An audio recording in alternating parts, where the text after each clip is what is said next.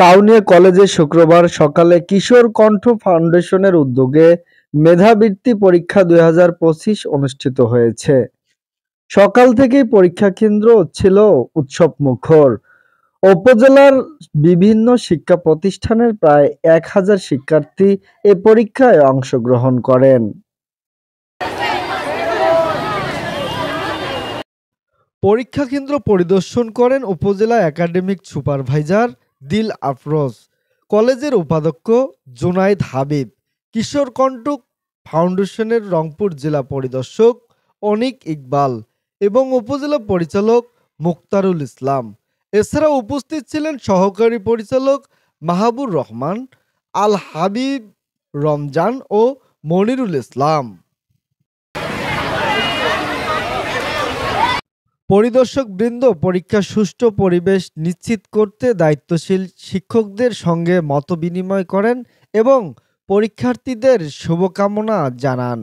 কিশোর কণ্ঠ ফাউন্ডেশনের এই উদ্যোগ শিক্ষার্থীদের মধ্যে শিক্ষার প্রতি আগ্রহ ও উদ্দীপনা বৃদ্ধিতে গুরুত্বপূর্ণ ভূমিকা রাখবে বলে আশা করা হচ্ছে। কলেজে কিশোর কণ্ঠ কর্তৃক আয়োজিত আজকের মেধাবৃত্তি যে পরীক্ষা হলো, সে পরীক্ষায় আমাদের অংশগ্রহণ ছিল হচ্ছে ১,০০০+। সেখানে ১,০০০+ অংশগ্রহণ ছিল। আমাদের এখানে কোনো শৃঙ্খলার অবনতি হয়নি, আলহামদুলিল্লাহ সুষ্ঠুভাবে বাচ্চারা পরীক্ষা দিয়েছে। এবং যে আমাদের এই কর্তৃপক্ষ আছে, সেই কর্তৃপক্ষকে আমরা ধন্যবাদ জানাই যেন এরকম আয়োজন প্রত্যেক বছর যেন তারা করতে পারে। ফাউন্ডেশন প্রতি বছর শিক্ষার্থীদের মেধা এবং মননশীলতা কিভাবে অগ্রসর করা যায় সেদিকে লক্ষ্য রেখে প্রতি বছর মেধাবৃত্তি, তারপরে হচ্ছে কুইজ প্রতিযোগিতা, বিতর্ক প্রতিযোগিতা, নবাগত সংবর্ধনা এবং GPA-5 সংবর্ধনার মাধ্যমে শিক্ষার্থীদেরকে তাদের সুন্দর ভবিষ্যতের দিকে এগিয়ে নিয়ে যায় কিভাবে তাদেরকে ইন্সপায়ার করা হয়। আর আপনারা জানেন কিশোর কণ্ঠ ফাউন্ডেশন এই কার্যক্রমগুলো তারা 1985 সাল থেকে অব্যাহত রাখছে এবং কিশোর কণ্ঠ ফাউন্ডেশনের লক্ষ্য উদ্দেশ্য হচ্ছে একজন শিক্ষার্থী তাদের যে লক্ষ্য আছে সে লক্ষ্যের দিকে পৌঁছাতে সহায়ক হিসাবে যে ভূমিকাগুলো রাখে কিশোর কণ্ঠ ফাউন্ডেশন সেরকম কার্যক্রম হাতে নিয়েছে।